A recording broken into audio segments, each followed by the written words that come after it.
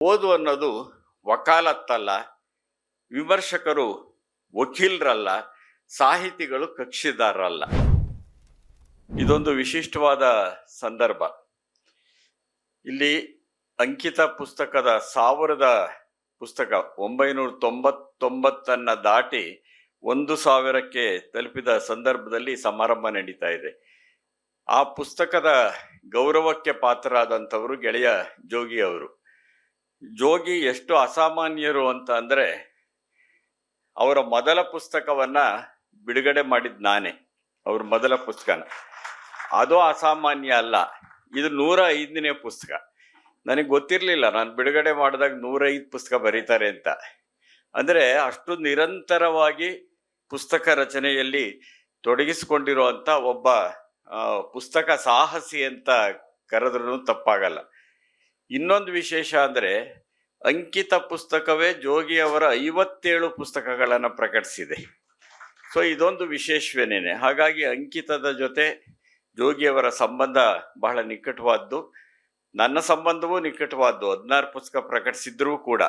ಆದರೆ ಜೋಗಿ ನಿರಂತರವಾಗಿ ಪುಸ್ತಕ ಬರೀತಿದ್ದಾರೆ, ಅದನ್ನ ಬಿಡುಗಡೆ ಮಾಡಿದ್ದಾರೆ ಜಯಂತ್ ಕಾಯ್ಕಿಣಿ. ಅದನ್ನು ಕುರಿತು ಮಾತಾಡೋರಿದ್ದಾರೆ. ಆ ಕುರಿತು ನಾನು ಮಾತಾಡೋದಕ್ಕೆ ಹೋಗೋದಿಲ್ಲ. ಯಾಕೆ ಅಂತ ಅಂದ್ರೆ, ಇದು ಉದ್ಘಾಟನೆಯ ಕೆಲವು ಮಾತುಗಳನ್ನು ಈ ಸಂದರ್ಭದಲ್ಲಿ ಹಂಚ್ಕೊಳ್ಬೇಕಾಗಿದೆ.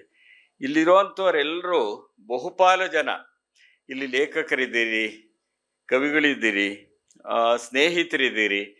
ಇಂಥವರ ಎದುರಿಗೆ ನಿಂತು ಒಂದು ಭಾಷಣ ಮಾಡೋದು ಬಹಳ ಸಂಕೋಚದ ವಿಷಯ ನನಗೆ. ಏಕೆ ಅಂತ ಅಂದ್ರೆ, ಬೇರೆ ಬೇರೆ ಸಮ್ಮೇಳನಗಳಲ್ಲಿ ಮಾತಾಡೋದಕ್ಕೂ ಇಂಥ ಸಭೆಯಲ್ಲಿ ಮಾತಾಡೋದಕ್ಕೂ ಒಂದು ವ್ಯತ್ಯಾಸ ಇರುತ್ತೆ. ಯಾಕೆಂದ್ರೆ ಕೆಳಗಡೆ ಕೂತಿರೋರೆಲ್ಲ 50 ಜನರಾದರೂ ಮೇಲ್ಗಡೆ ಕೂತ್ಕೊಳ್ಳುವಷ್ಟು ಶಕ್ತಿ ಇರ್ತಕ್ಕಂಥವ್ರು. ದೈಹಿಕ ಶಕ್ತಿ ಅಲ್ಲ, ಬೌದ್ಧಿಕ ಶಕ್ತಿ ಇರ್ತಕ್ಕಂಥವ್ರು ಅಂತ ನಂಬ್ಕೊಂಡಿರೋದ್ರಿಂದ, ನನ್ನ ಅತ್ಯಂತ ಪ್ರೀತಿಯ ಗೆಳೆಯ ಪ್ರಕಾಶ್ ಕಂಬತ್ತಳ್ಳಿಯವರ ಈ ಸಾಹಸದ ಯಾತ್ರೆಯ ಈ ಒಂದು ಪ್ರಮುಖ ಘಟ್ಟದಲ್ಲಿ ಕೆಲವು ಸ್ನೇಹದ ಮಾತುಗಳನ್ನು ನಾನು ಹಂಚ್ಕೊಳ್ಳೋದಕ್ಕಾಗಿ ಇಲ್ಲಿ ನಿಂತಿದ್ದೀನಿ.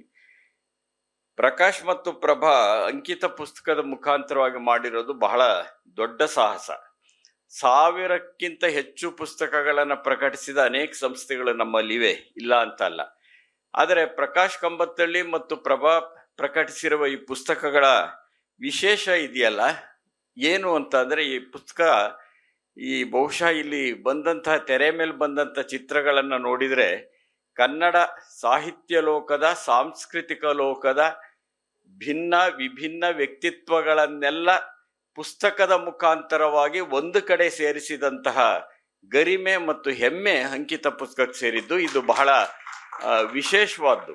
ಅದು ಇವತ್ತಿನ ಸಂದರ್ಭದಲ್ಲಿ ಇನ್ನಷ್ಟು ವಿಶೇಷವಾದ್ದು ಅಂತ ನಾನು ಭಾವಿಸ್ಕೊಂಡಿದ್ದೇನೆ. ಇಷ್ಟೆಲ್ಲ ಸಾಧನೆ ಮಾಡುವ ಪ್ರಕಾಶ್ ಕಂಬತ್ತಳ್ಳಿ ಬದುಕನ್ನ ಬಂದಂತೆ ಸ್ವೀಕಾರ ಮಾಡಿದವರು. ಅವರು ಪುಸ್ತಕ ಪ್ರಕಾಶಕರಾಗಬೇಕು ಅಂತ ಹೇಳಿ ಅಂದ್ಕೊಂಡಿದ್ದಂಥವ್ರಲ್ಲ. ಅವರು ಊರು ಬಿಟ್ಟು ಬರ್ತಾರೆ. ಬಹುಶಃ ಅವರ ಪುಸ್ತಕದಲ್ಲಿ ಎಲ್ಲ ಇದೆ ಅಂತ ಅನ್ಸುತ್ತೆ. ಅಂಕಿತ ಸಹಸ್ರ ಅಂತ ಒಂದು ಪುಸ್ತಕ ಈಗ ಬಿಡುಗಡೆ ಆಗಿದೆ. ಅದು ಒಂದು ರೀತಿಯಲ್ಲಿ ಅಭಿನಂದನಾ ಗ್ರಂಥವೇ ಅವರಿಗೆ.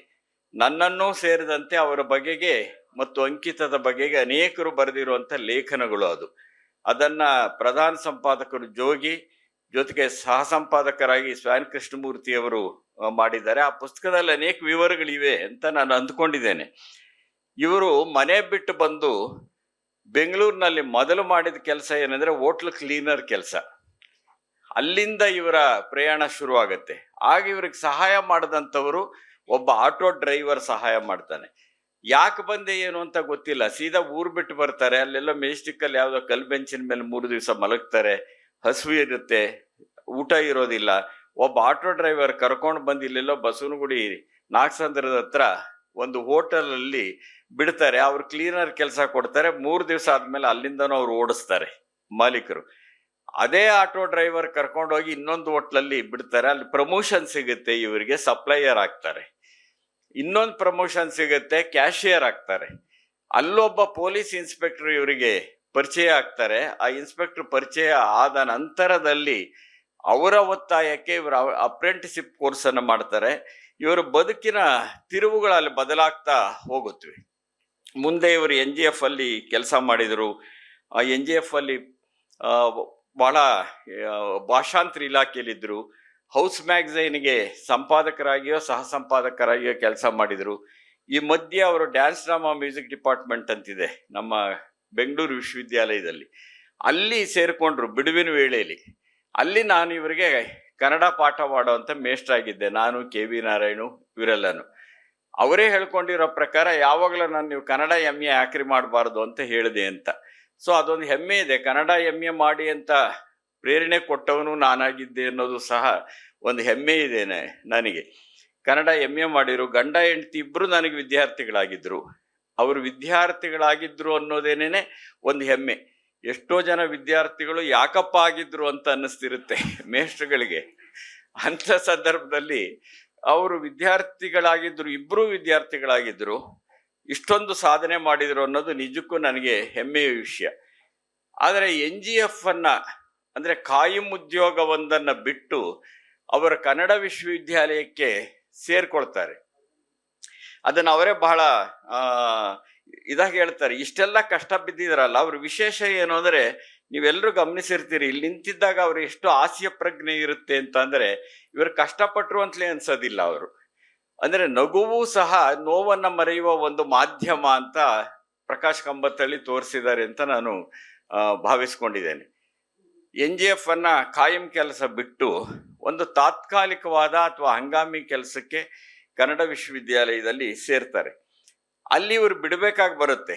ಅದರ ಕಥೆನ ನಾನು ಪುಸ್ತಕದಲ್ಲಿ ಬರೆದಿದ್ದೀನಿ. ಒಂದು ಸಣ್ಣ ಸಂಕೋಚ ಇದೆ, ಇಲ್ಲೆಲ್ಲ ಹಂಚ್ಕೋಬಾರ್ದು ಅಂತ. ಆದರೂ ಹಂಚ್ಕೊಂಡ್ಬಿಡ್ತಾನೆ, ಯಾಕೆ ಬಿಡಬೇಕಾಯ್ತು ಅಂತ ಹೇಳಿ. ಅಲ್ಲಿ ಸೇರಿದಾಗ ಇವರನ್ನು ಇದ್ದಕ್ಕಿದ್ದಂತೆನೇ ಕೆಲಸದಿಂದ ತೆಗೆದಾಕ್ಬಿಡ್ಬೇಕು ಅಂತ ಒಂದು ತೀರ್ಮಾನ ಆಗುತ್ತೆ. ಆ ವಿಷಯನ ನನಗೆ ಚಿ ಶ್ರೀನಿವಾಸರಾಜ್ ಅವರು ಬಂದು ಹೇಳ್ತಾರೆ, ಏನಾದರೂ ಮಾಡಬೇಕು, ಕುಲಪತಿ ಕಂಬಾರ ಅವರ ಜೊತೆ, ಸಾಹಿತಿ ಕಂಬಾರ ಅವರ ಜೊತೆ ಅಲ್ಲ, ಕುಲಪತಿ ಕಂಬಾರ ಅವರ ಜೊತೆ ಮಾತಾಡಬೇಕು ಅಂತ ಹೇಳಿದಾಗ ನಾನು ಮತ್ತು ಶ್ರೀನಿವಾಸರಾಜು ಕೆಂಗೇರಿ ಉಪನಗರದಲ್ಲಿದ್ದ ಅವ್ರ ಮನೆಗೆ ಹೋಗ್ತೀವಿ. ಅವ್ರು ಬಂದಿರ್ತಾರೆ ಬೆಂಗಳೂರಿಗಾಗ.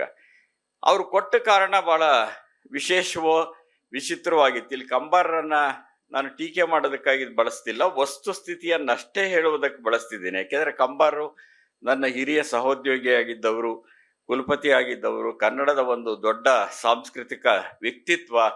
ಅವ್ರನ್ನೆಲ್ಲ ಇಲ್ಲೆಲ್ಲೋ ಒಂದ್ ಕಡೆ ಹೀಗಳಿಬೇಕು ಅನ್ನೋ ಉದ್ದೇಶ ಅಲ್ವೇ ಅಲ್ಲ. ಆದರೆ ಪ್ರಕಾಶ್ ಕಂಬತ್ತಳ್ಳಿ ಏನ್ ಕಷ್ಟಪಟ್ರು, ಯಾಕೆ ಪ್ರಕಾಶನ ಸಂಸ್ಥೆಯನ್ನ ಆರಂಭ ಮಾಡಿದ್ರು ಅನ್ನೋದಕ್ಕೊಂದು ಹಿನ್ನೆಲೆ ಇದೆ. ಆಗ ನಾನು ಕನ್ನಡ ವಿಶ್ವವಿದ್ಯಾಲಯದ ಸಿಂಡಿಕೇಟ್ ಸದಸ್ಯ ಆಗಿದ್ದೆ. ಹೋಗಿ ಅವ್ರಿಗೆ ಹೇಳಿದಾಗ, ಇಲ್ಲ ಬರ್ಗೋರ್ಗೆ ಏನಾದ್ರೆ ಈ ಮನುಷ್ಯ ಸಾಲ ಸೋಲ ಮಾಡ್ಕೊಂಡ್ಬಿಟ್ಟು ಯಾವಾಗಲೂ ನೋಟಿಸ್ ಬರ್ತಿರುತ್ತವೆ, ನಮ್ಮ ವಿಶ್ವವಿದ್ಯಾಲಯಕ್ಕೆ ಅವಮಾನ ಅಲ್ವಾ ಅದು, ಒಬ್ಬ ಉದ್ಯೋಗಿಗೆ ನೋಟಿಸ್ ಬರ್ತಾ ಇದ್ರೆ, ಆ ಕಾರಣಕ್ಕಾಗಿ ಅಂತ ಹೇಳಿದ್ರು. ಅದು ನಿಜವಾದ ಕಾರಣವಲ್ವಾ ಗೊತ್ತಿಲ್ಲ. ವಿಶ್ವವಿದ್ಯಾಲಯಗಳಲ್ಲಿ ಏನೇನ್ ನಡೆಯುತ್ತೆ ಅಂತ ವಿಶ್ವವಿದ್ಯಾಲಯದಲ್ಲಿ ಕೆಲಸ ಮಾಡಿದ ನನ್ನಂಥವ್ರಿಗೆ, ಇಲ್ಲೇ ಕೂತಿರೋ ಅನೇಕರಿಗೆ ಗೊತ್ತಿರುತ್ತೆ ಅಲ್ಲೇನೇನು ನಡೆಯುತ್ತೆ ಅಂತ. ನಾನು ಬೆಂಗಳೂರು ವಿಶ್ವವಿದ್ಯಾಲಯದ ಬಗ್ಗೆ ಮಾತಾಡೋ ಸಂದರ್ಭದಲ್ಲೆಲ್ಲ ಅದರ ಮೂಲ ಸ್ಥಳ ಇದೆಯಲ್ಲ, ಅದರ ಹೆಸರು ನಾಗರಬಾವಿ ಅಂತ. ಅದರಿಂದ ಬಹಳ ಚೆನ್ನಾಗಿದೆ ಹೆಸರು ಅಂತಲೇ ಹೇಳ್ತಿರ್ತೀನಿ. ಏಕೆಂದ್ರೆ ನಾಗರಬಾವಿಯಲ್ಲಿ ಜ್ಞಾನಭಾರತಿ ಸ್ಥಾಪನೆ ಆದದ್ದು. ಸೊ ಆ ನಾಗರಬಾವಿ ಅನ್ನೋದು ಬಹಳ ರೂಪಕಾತ್ಮಕವಾದದ್ದು. ಹಾಗಾಗಿ ಕನ್ನಡ ವಿಶ್ವವಿದ್ಯಾಲಯದಲ್ಲಿ ಏನ್ ನಡೀತೋ ಗೊತ್ತಿಲ್ಲ.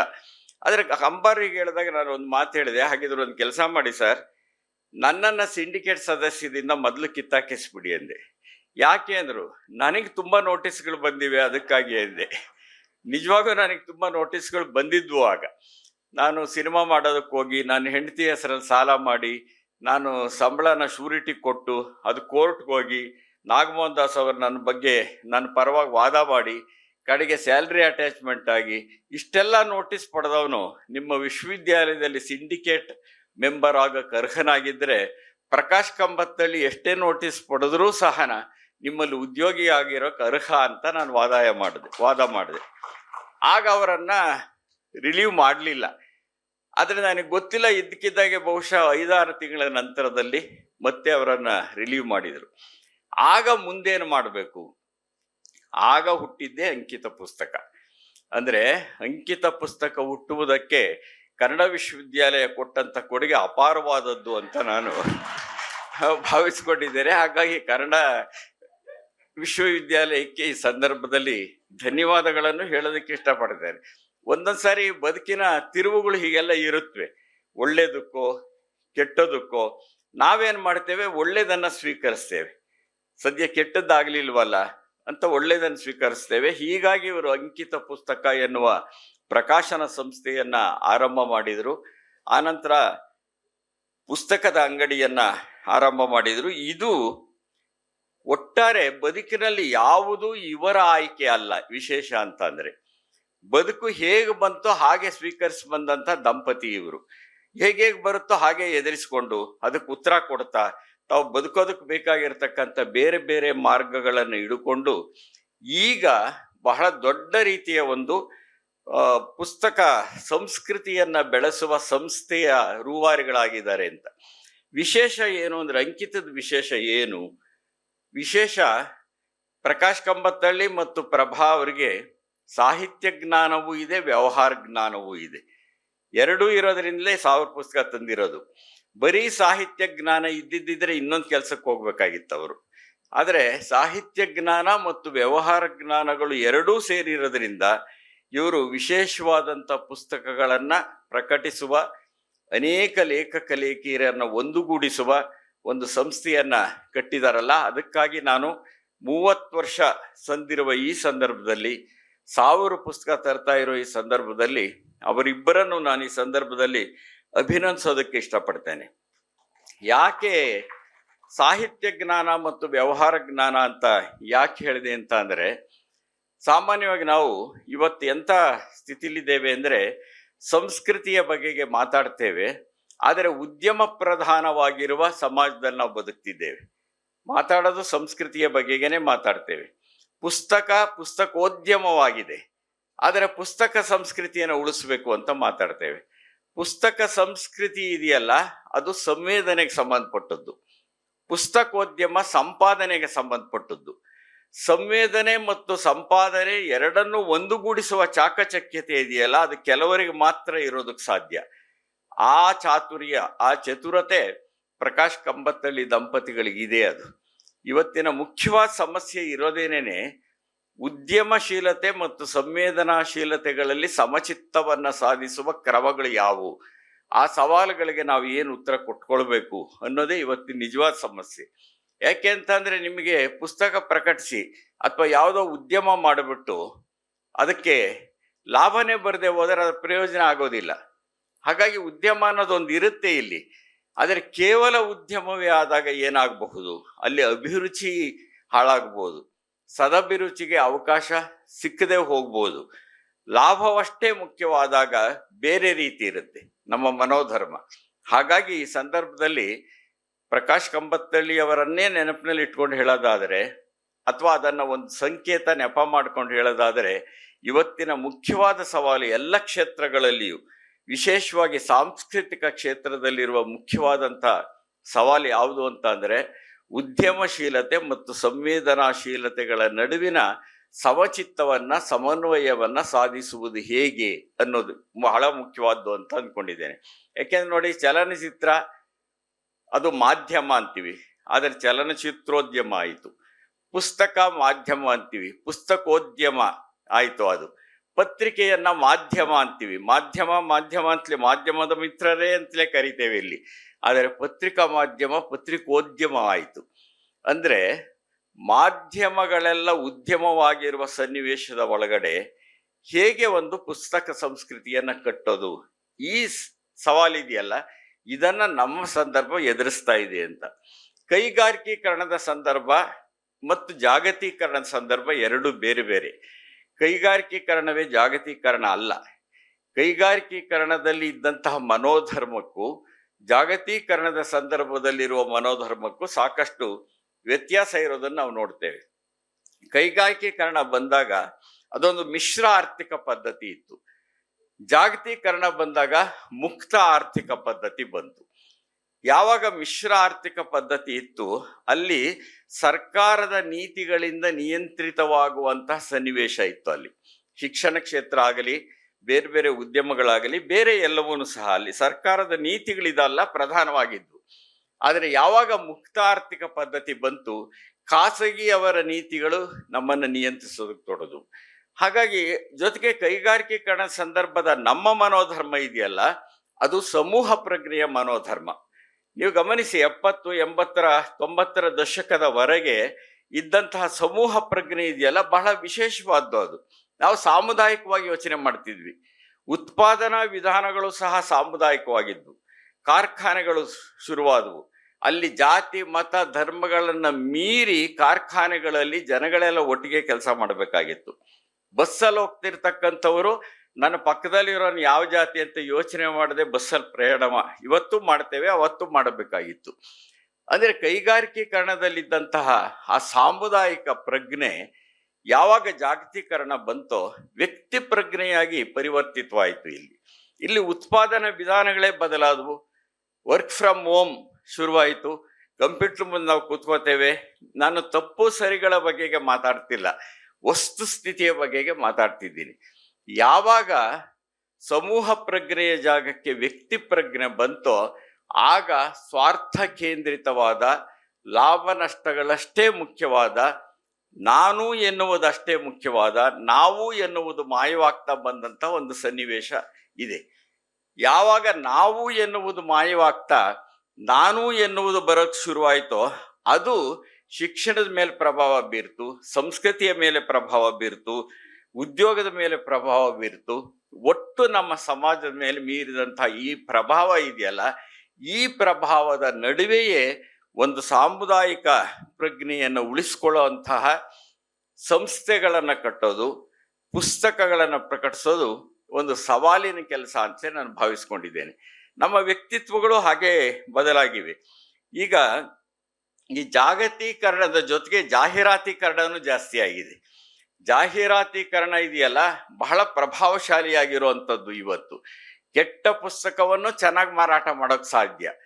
ಅಂಥ ಸಂದರ್ಭದ ಒಳಗಡೆ ನಾವು ನಿಜವಾಗಿ ಸಾಂಸ್ಕೃತಿಕ ಪ್ರಜ್ಞೆ ಅಂದ್ರೆ ಏನು, ಸಾಮುದಾಯಿಕವಾದಂಥ ಮನೋಧರ್ಮ ಅಂದ್ರೆ ಏನು, ನಾವು ಹೇಗೆ ಒಟ್ಟಿಗೆ ಬದುಕಬಹುದು, ಈ ಸಮಸ್ಯೆಗಳನ್ನು ನಾವು ಖಂಡಿತ ಎದುರಿಸ್ತಿದ್ದೇವೆ. ಇಲ್ಲಿರೋರು ಅನೇಕರು ಎದುರಿಸ್ತಾ ಇದ್ದೇವೆ. ಇನ್ನು ಹೊಸ ತಂತ್ರಜ್ಞಾನ ಬಂದ ಮೇಲೆ ಬಹುಶಃ ಪುಸ್ತಕ ಓದೋರು ಇರ್ತಾರ ಇಲ್ವಾ, ಓದುವ ವಿಧಾನ ಬದಲಾಯಿತು ನಿಜ, ಆದರೆ ಪುಸ್ತಕ ಸತ್ತಿಲ್ಲ. ಇದು ಬಹಳ ವಿಶೇಷವಾದ್ದು ಅಂದ್ಕೊಂಡಿದ್ದೀನಿ ನಾನು. ಎಷ್ಟೇ ಹೊಸ ತಂತ್ರಜ್ಞಾನ ಬಂದರೂ, ಎಷ್ಟೇ ಡಿಜಿಟಲ್ ಪುಸ್ತಕಗಳು ಬಂದರೂ, ಕೇಳುವ ಪುಸ್ತಕಗಳು ಬಂದಾಗಲೂ ಕನ್ನಡದಲ್ಲಿ 7,000 8,000 ಪುಸ್ತಕಗಳು ಯಾಕೆ ಪ್ರಕಟವಾಗುತ್ತವೆ? ಹಾಗಾದರೆ ಪುಸ್ತಕಗಳು ಮಾರಾಟವಾಗ್ತಾ ಇಲ್ಲ ಅಂತ ಹೊರಗಿನ ಜೊತೆಗೆ 7,000 ಪುಸ್ತಕಗಳು ವರ್ಷಕ್ಕೆ ಯಾಕೆ ಪ್ರಕಟ ಆಗುತ್ತವೆ? ಹಾಗಾದರೆ ಅಂದರೆ ಪುಸ್ತಕಗಳಿಗೆ ಸಾವಿಲ್ಲ, ಅದು ಪುಸ್ತಕ ಇರುತ್ತದು. ಹೊಸ ಹೊಸ ಆವಿಷ್ಕಾರಗಳು ಬರ್ತಾ ಇರುತ್ತವೆ.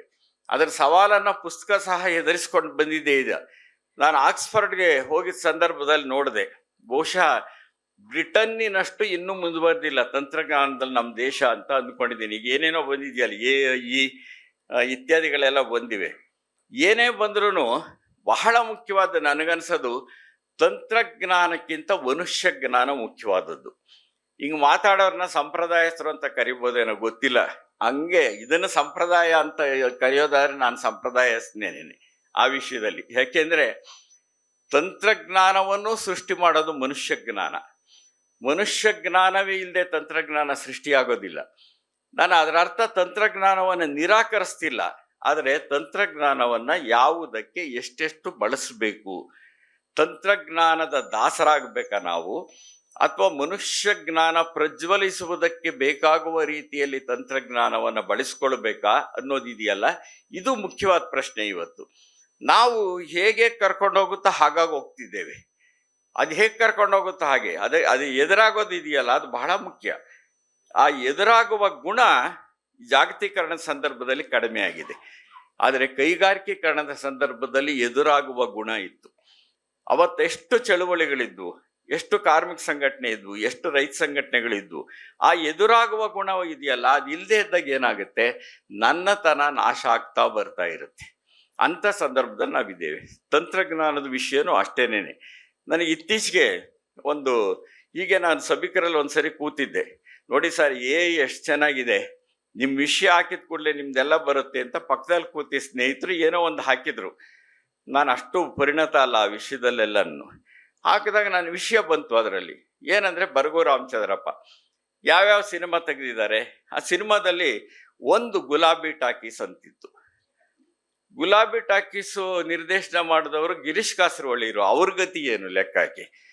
ಇನ್ನೊಂದು ಕಡೆ ಕಾದಂಬರಿಗಳದು ಇತ್ತು, ಸೂತ್ರ ಇತ್ಯಾದಿ ಎಲ್ಲ ಇದ್ದು ಕಡೆಗೆ ನೋಡ್ತೀನಿ ದಾಟು ಅಂತಿದೆ. ಭೈರಪ್ಪನವ್ರ ಗತಿ ಏನು ಅಂದ್ರೆ, ನಾನು ಏನು ಹೇಳಕೊಟ್ಟಿದ್ದೀನಿ ಅಂದ್ರೆ, ಹೊಸ ಆವಿಷ್ಕಾರಗಳನ್ನು ನಿರಾಕರಿಸ್ತಿಲ್ಲ, ಆದರೆ ಹೊಸ ಆವಿಷ್ಕಾರಗಳನ್ನು ಸೃಷ್ಟಿ ಮಾಡುವವನು ಮನುಷ್ಯ ಅನ್ನೋದನ್ನ ನಾವು ಮರಿಬಾರ್ದು.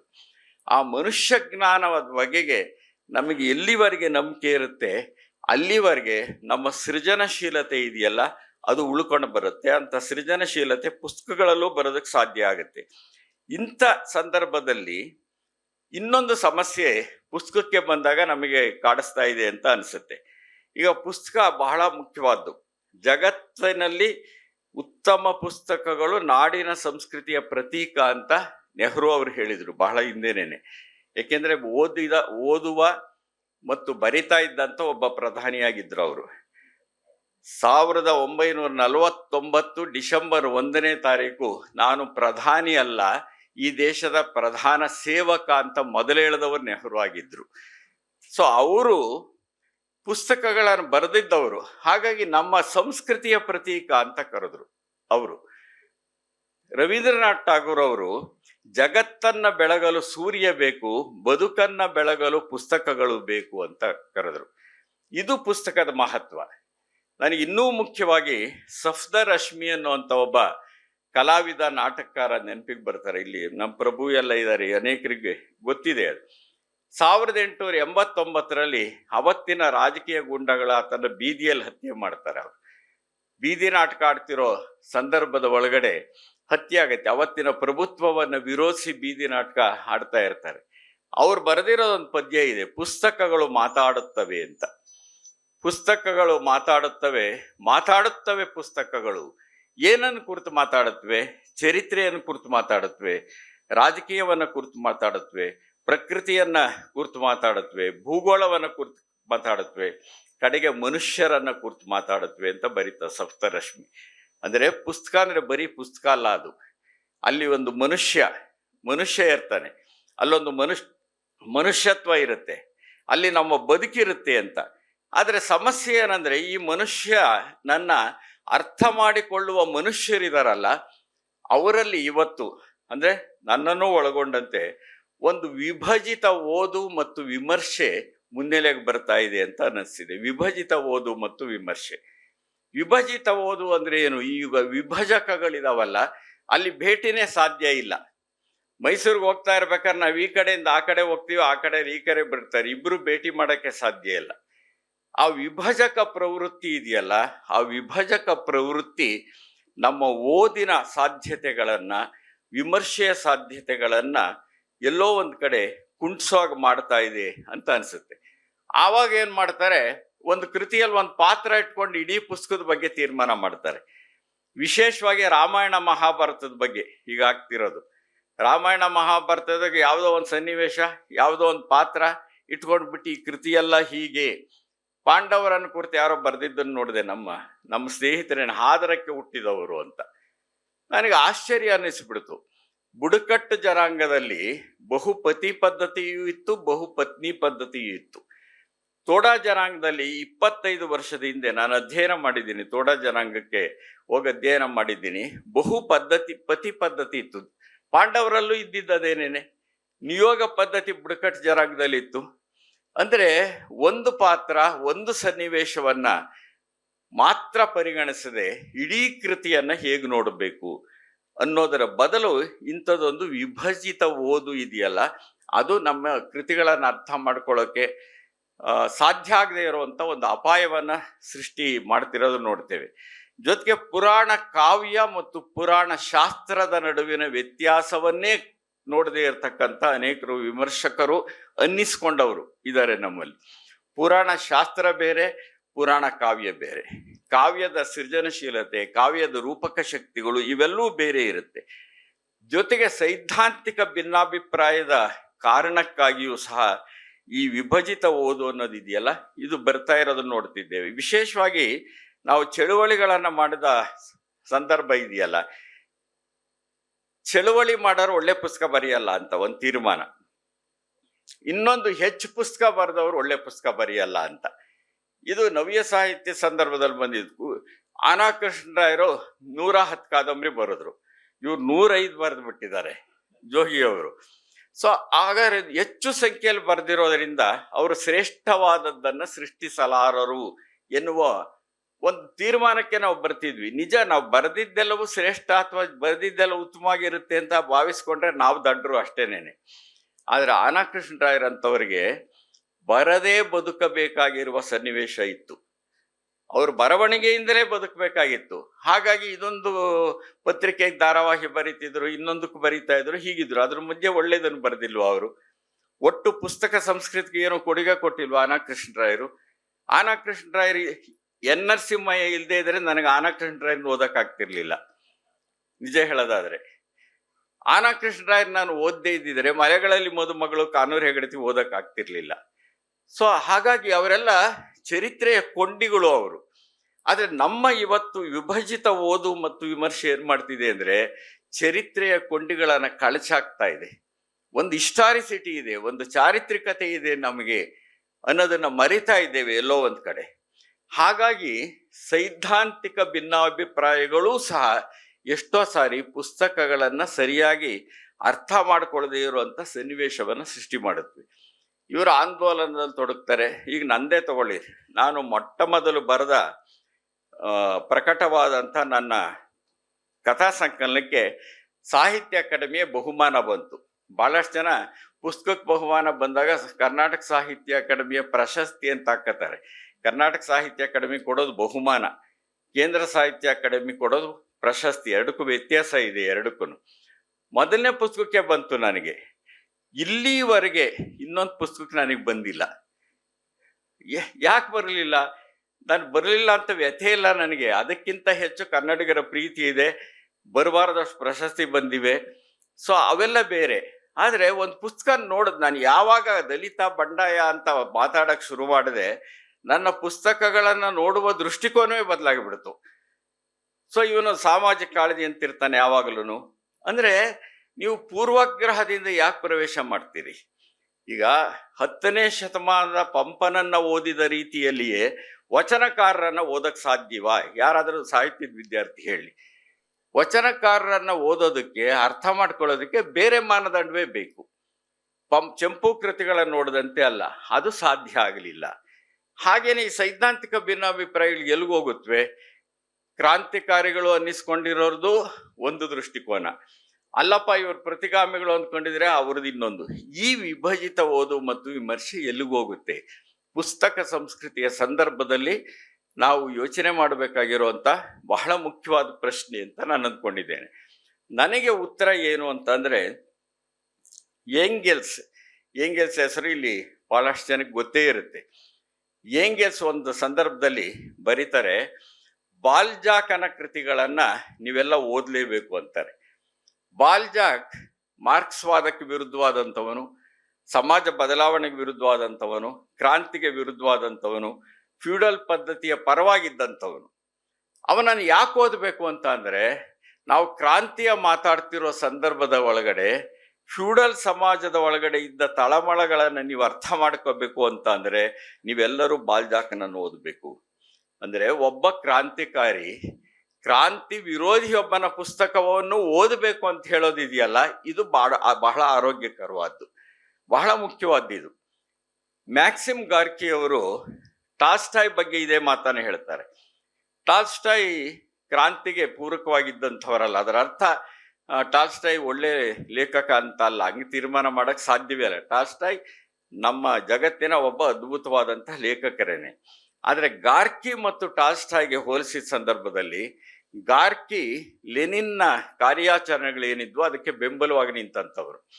ಆದರೆ ಲೆನಿನ್ ಬರೀತಾರೆ, ನಮ್ಮಲ್ಲಿ ಅನೇಕ ಕಾಂಟ್ರಡಿಕ್ಷನ್ಸ್ ಇವೆ, ವೈರುಧ್ಯಗಳಿವೆ. ಈ ವೈರುಧ್ಯಗಳನ್ನ ಶ್ರಮಜೀವಿಗಳು ಅರ್ಥ ಮಾಡ್ಕೊಳ್ಬೇಕಾಗಿದೆ. ಹಾಗಾಗಿ ನೀವೆಲ್ಲ ಟಾಲ್ಸ್ಟಾಯ್ನನ್ನು ಓದಬೇಕು. Tolstoy mirror of Russian revolution ಅಂತ ಲೆನಿನ್ ಬರೀತಾರೆ. ಮಿರರ್ ಆಫ್ ರಷ್ಯನ್, ಇದು ನಮಗೆ ಬೇಕಾಗಿ. ಅಂದರೆ ಓದನ್ನೇ ನಿರಾಕರಿಸಿದ್ರೆ ಹೇಗೆ ನಾವು? ಇವನು ಬಂಡಾಯ್ದು ಮಾತಾಡ್ತಾರಪ್ಪ, ಇವನ್ ಓದೇನಾಗ್ಬೇಕು, ಇವನ್ ದಲಿತ, ಇವನ್ ಓನಾಗ್ಬೇಕು ಅಂತ ಇಲ್ಲಿ ನಿರಾಕರಿಸೋದು. ಇವನು ಬರೀ ನಮಗೆ ವಿರುದ್ಧವಾಗಿದ್ದಾನೆ, ಸೈದ್ಧಾಂತಿಕವಾಗಿ ವಿರೋಧಿ, ಅವನು ಪುಸ್ತಕ ಯಾಕೆ ಓದಬೇಕು ಅಂತ ಅದನ್ನ ನಿರಾಕರಿಸೋದಲ್ಲ. ಓದಬೇಕು, ಆದ್ರೆ ಒಪ್ಪಬೇಕಾ ಬಿಡಬೇಕಾ ಅನ್ನೋದು ಆನಂತರದ ಹಂತ. ಒಪ್ಪುವ ಮತ್ತು ಒಪ್ಪದೇ ಇರುವ ಸ್ವಾತಂತ್ರ್ಯವನ್ನ ಉಳಿಸಿಕೊಂಡೇ ನಾವು ಓದಬೇಕು. ವಿಭಜಿತ ಓದುಗಾರರಾಗಬಾರ್ದು, ವಿಭಜಿತ ವಿಮರ್ಶಕರಾಗಬಾರದು. ಯಾಕೆಂದ್ರೆ ಓದು ಅನ್ನೋದು ವಕಾಲತ್ತಲ್ಲ, ವಿಮರ್ಶಕರು ವಕೀಲರಲ್ಲ, ಸಾಹಿತಿಗಳು ಕಕ್ಷಿದಾರರಲ್ಲ. ಓದು ವಕಾಲತ್ತಲ್ವೇ ಅಲ್ಲ, ವಿಮರ್ಶಕರು ವಕೀಲರು ಅಲ್ಲ, ಸಾಹಿತಿಗಳು ಕಕ್ಷಿದಾರರು ಅಲ್ಲ. ಇಂಥ ಸಂದರ್ಭದಲ್ಲಿ ಸಾಧ್ಯವಾದಷ್ಟು ಮಾನವೀಯವಾದ ಮತ್ತು ಆರೋಗ್ಯಕರವಾದಂತಹ ಸಂವಾದವನ್ನ ನಡೆಸಬೇಕಾಗಿರುವಂತಹ ಸನ್ನಿವೇಶ ಇದೆ. ಆದರೆ ನಾವು ಬಿಕ್ಕಟ್ಟಲ್ಲಿದ್ದೇವೆ. ನಾವು ಪರಸ್ಪರ ಮಾತಾಡಲ್ಲ. ನಾನು ಎಚ್.ಎಸ್. ವೆಂಕಟೇಶ್ ಮೂರ್ತಿ ಮತ್ತು ನರಹಳ್ಳಿ ಬಾಲಸುಬ್ರಹ್ಮಣ್ಯಂಗೆ ಒಟ್ಟಿಗೆ ಆನಾಕ್ರು ಪ್ರಶಸ್ತಿ ಕೊಟ್ಟರು. ನಾನು ಅವಾಗ ಹೇಳಿದೆ, ನಾವು 3 ಜನ ಸಾಹಿತಿಗಳಾಗಿಯೂ ಇನ್ನೂ ಜಗಳಾಡಿಲ್ಲ ಅಂತ ಹೇಳಿದೆ ಅಲ್ಲಿ. ಅಂದ್ರೆ ನಾವು ಯಾಕೆ ನಿಮ್ಮನ್ನು ಒಪ್ಪೋದಿಲ್ಲ ರೀ, ನಾನು ಒಪ್ಪೋದಿಲ್ಲ, ಆದರೆ ಮಾತಾಡಕ್ಕೆ ಏನಾಗಿದೆ, ನಿಮ್ಮ ವಿಚಾರಧಾರೆಯನ್ನ ನಾನು ಒಪ್ಪೋದಿಲ್ಲ, ಆದರೆ ನಿಮ್ಮ ಜೊತೆ ತಿಂಡಿ ತಿನ್ನಕ್ಕೆ ಏನಾಗಿದೆ. ಆಗ ಒಂದ್ ವೇಳೆ ಆರೋಗ್ಯಕರವಾದ ಸಂವಾದ, ಸೀದಾ ಉಗ್ರವಾದ ಸೈದ್ಧಾಂತಿಕ ಭಿನ್ನಾಭಿಪ್ರಾಯಗಳಿದ್ರೆ, ಅಮಾನವೀಯವಾದದ್ದನ್ನ ಸಮರ್ಥಿಸುವ ಒಂದು ಸಿದ್ಧಾಂತದ ಪ್ರತಿನಿಧಿಗಳಿದ್ರೆ ಅವ್ರ ಜೊತೆ ನಾವು ಮಾತಾಡದೇ ಇದ್ರೂ ಪರವಾಗಿಲ್ಲ. ಆದ್ರೆ ಒಂದು ಮಾನವೀಯವಾದಂಥ ಸಂವಾದ ಇದೆಯಲ್ಲ, ಅದು ಯಾಕೆ ಸಾಧ್ಯ ಆಗ್ತಿಲ್ಲ? ಈ ಆತಂಕ ನಿಜವಾಗೂ ನನ್ನಂಥವನನ್ನ ಕಾಡಿಸ್ತಾ ಇದೆ, ಇಲ್ಲಿರೋ ಅನೇಕರನ್ನು ಕಾಡಿಸ್ತಿರ್ಬೋದು. ಇಂಥ ಸಂದರ್ಭದಲ್ಲಿ ನನಗೆ ಕಡೆಯದಾಗಿ ಒಂದು ಪ್ರಸಂಗ ಹೇಳಕ್ಕೆ ಇಷ್ಟಪಡ್ತೇನೆ. ನಾನು ಗಾಂಧಿ ಮತ್ತು ಗೋರಾ ನಡುವೆ, ನಮ್ಮ ಗುಮ್ಮಿಗೆ ಗೊತ್ತಿರುತ್ತದು, ಗೋರಾ ಯಾಕೆಂದ್ರೆ ತೆಲುಗಿನವರು. ಗೋರಾ ಪ್ರಪಂಚದಲ್ಲಿಯೇ ಮೊಟ್ಟ ಮೊದಲ ನಾಸ್ತಿಕ ಕೇಂದ್ರವನ್ನ ಸ್ಥಾಪನೆ ಮಾಡಿದಂಥವನು ಆಂಧ್ರದಲ್ಲಿ. ಗಾಂಧಿ ಪಕ್ಕ ಆಸ್ತಿಕವಾದಿ, ಶ್ರೀರಾಮನ ಭಕ್ತರು. ಆದರೆ ಶ್ರೀರಾಮನನ್ನ ಎಂದೂ ಸ್ವಾತಂತ್ರ್ಯ ಹೋರಾಟಕ್ಕೆ ಗಾಂಧಿ ಬಳಸಲೇ ಇಲ್ಲ, ವೈಯಕ್ತಿಕವಾಗಿ ಇಟ್ಕೊಂಡಿದ್ರು ಅವರು. ಅವರನ್ನ ಭೇಟಿ ಮಾಡಬೇಕು ಅಂತ ಹೇಳಿ ಗೋರಾ ಹೋಗ್ತಾನೆ ಸಬರಮತಿ ಆಶ್ರಮಕ್ಕೆ. 1 ತಿಂಗಳು ಸಬರಮತಿ ಆಶ್ರಮ, ಒಬ್ಬ ಪಕ್ಕಾ ನಾಸ್ತಿಕವಾದಿ ಒಬ್ಬ ಪಕ್ಕಾ ಆಸ್ತಿಕವಾದಿ ಜೊತೆ ಮಾತಾಡಬೇಕು ಅಂತ ಹೋಗೋದಿದೆಯಲ್ಲ, ಇದೊಂದು ವಿಶೇಷ ಅಲ್ವಾ ಇದು. ಅಲ್ಲಿ 1 ತಿಂಗಳಿದ್ದಾಗ ಅವ್ರ ಜೊತೆ ಹೀಗೆ ವಾಕಿಂಗ್ ಮಾಡ್ತಾ ಎಲ್ಲ ಮಾತಾಡ್ತಾ ಇರುವಾಗ, ಏನಪ್ಪ ನಿನ್ನ ನಾಸ್ತಿಕವಾದ ಅಂತ ಕೇಳ್ತಾರೆ ಅವರು. ಅವಾಗ ಇವ್ರು ಹೇಳ್ತಾರೆ, ಗಾಂಧೀಜಿಯವರೇ, ನನ್ನ ನಾಸ್ತಿಕವಾದ ಕೇವಲ ದೇವರನ್ನು ನಿರಾಕರಿಸುವುದಷ್ಟೇ ಅಲ್ಲ, ಜನಗಳಲ್ಲಿ ಆತ್ಮವಿಶ್ವಾಸ ತುಂಬೋದು. ನಾನು ಅನೇಕ ಸಾಮಾಜಿಕ ಚಟುವಟಿಕೆ ಮಾಡ್ತೇನೆ, ಅನೇಕ ಮಹಿಳೆಯರ ಪರವಾಗಿ ಹೋರಾಟ ಮಾಡ್ತೇನೆ, ಬಡವರ ಪರವಾಗಿರ್ತೇನೆ ಅಂತ ವಿವರಿಸಿದಾಗ, ಇದು ನಿನ್ನ ನಾಸ್ತಿಕವಾದವಾಗದಾದ್ರೆ ನಾನು ನಾಸ್ತಿಕವಾದಿಯೇ ಅಂತಾರೆ ಗಾಂಧೀಜಿ. ಅಷ್ಟೇ ಅಲ್ಲ, ಮಾತಾಡ್ತಾ ಒಂದು ದಿವಸ ಅವರು ಹೇಳ್ತಾರೆ, ನೋಡು, ನಿನ್ನ ಜೊತೆ ಸಂವಾದ ನಡೆಸಿದ ಮೇಲೆ ನನ್ನಲ್ಲೊಂದು ಬದಲಾವಣೆ ಆಗಿದೆ. ಇಲ್ಲಿಯವರೆಗೆ ನಾನು ದೇವರೇ ಸತ್ಯ ಅಂತ ಹೇಳ್ತಾ ಇದ್ದೆ, ಇವತ್ತಿನಿಂದ ಸತ್ಯವೇ ದೇವರು ಅಂತ ಹೇಳ್ತೀನಿ ಅಂತಾರೆ ಗಾಂಧಿ. ದೇವರೇ ಸತ್ಯ ಅಂತ ಹೇಳ್ತಿದ್ದವರು ಸತ್ಯವೇ ದೇವರು ಅಂತ ಹೇಳೋಗೆ ಪರಿವರ್ತನೆ ಹೊಂದಿದ್ದು ಹ್ಯಾಕ್ ಸಾಧ್ಯ ಆಯಿತು? ಒಬ್ಬ ನಾಸ್ತಿಕವಾದಿ ಆಸ್ತಿಕವಾದಿ ಆರೋಗ್ಯಕರವಾದ ಸಂವಾದವನ್ನು ನಡೆಸಿದ್ರಿಂದ, ಇಬ್ಬರು ಮಾನವೀಯವಾದದ್ರಿಂದ. ಅಂಥದ್ದೊಂದು ಮಾನವೀಯ ಸಂವಾದಗಳಿದಾವಲ್ಲ, ಅವು ಇವತ್ತು ಬಹಳ ಅಗತ್ಯ. ಇಷ್ಟು ಮಾತು ಯಾಕೆ ಹೇಳಿದೆ ಅಂತ ಅಂದ್ರೆ, ಅಂಕಿತ ಪುಸ್ತಕದ ಒಳಗಡೆ ಈ ರೀತಿ ಎಲ್ಲ ವಿಚಾರಧಾರೆಯ ಪುಸ್ತಕಗಳು ಸೇರಿದ ಒಂದು ಒಕ್ಕೂಟ ಅದು. ಆ ಪುಸ್ತಕಗಳ ಪರಸ್ಪರ ಮಾತಾಡತ್ವೋ ಇಲ್ವೋ ಗೊತ್ತಿಲ್ಲ. ಯಾಕೆಂದ್ರೆ ಅಂಗಡಿಗಳಲ್ಲೂ ಏನಾಗುತ್ತೆ, ತೇಜಸ್ವಿ ಪುಸ್ತಕ ಎಲ್ಲ ಒಂದ್ ಕಡೆ ಇಡ್ತಾರೆ, ಆನಾಕ್ರು ಪುಸ್ತಕ ಎಲ್ಲ ಇನ್ನೊಂದ್ ಕಡೆ ಇಡ್ತಾರೆ, ಜೋಗಿದೊಂದ್ ಕಡೆ, ನಂದೊಂದ್ ಕಡೆ, ಕುಮ್ಮಿದೊಂದ್ ಕಡೆ ಇಟ್ಟಿರ್ತಾರೆ. ಆ ಪುಸ್ತಕಗಳು ಪರಸ್ಪರ ಅಲ್ಲಿ ಸ್ಪರ್ಶನೆ ಮಾಡೋದಿಲ್ಲ ಅಂಗಡಿಗಳಲ್ಲೂ, ಯಾಕೆಂದ್ರೆ ತಗೊಳಕ್ ಅನುಕೂಲ ಆಗತ್ತೆ ಅಂತ. ಆದರೆ ಒಂದು ಪುಸ್ತಕ ಇನ್ನೊಂದು ಪುಸ್ತಕದ ಜೊತೆ ಮಾತಾಡಬೇಕು, ಒಬ್ಬ ಮನುಷ್ಯ ಇನ್ನೊಂದು ಮನುಷ್ಯನ ಜೊತೆ ಮಾತಾಡಬೇಕು. ಆಗ ಒಂದು ಮಾನವೀಯವಾಗಿರುವಂಥ ಒಂದು ಸಮಾಜ ನಿರ್ಮಾಣ ಸಾಧ್ಯ. ಅಂತಹ ಒಂದು ರೂಪಕಗಳನ್ನ ಕೊಡುವುದನ್ನ ಸಾಧ್ಯ ಮಾಡಿದ ಅಂಕಿತಕ್ಕೆ ಮತ್ತೊಮ್ಮೆ ನಾನು ಅಭಿನಂದನೆಗಳನ್ನು ಸಲ್ಲಿಸಿ ಕೇಳಿದ ನಿಮಗೆಲ್ಲ ನಮಸ್ಕರಿಸ್ತೇನೆ. ನಮಸ್ಕಾರ.